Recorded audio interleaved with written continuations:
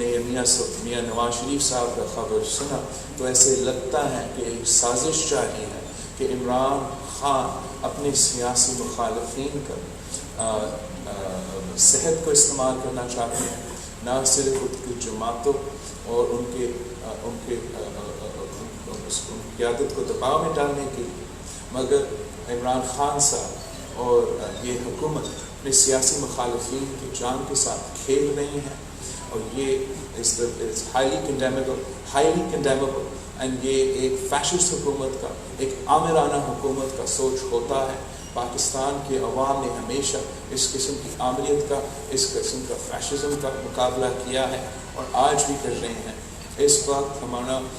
prayers are with میاں محمد Nawaz Sharif and his family and we hope that he recovers soon، and ہم مطالبہ کرتے ہیں کہ حکومت جمہوری اندازہ میں چلے، رول آف لاء کے مطابق،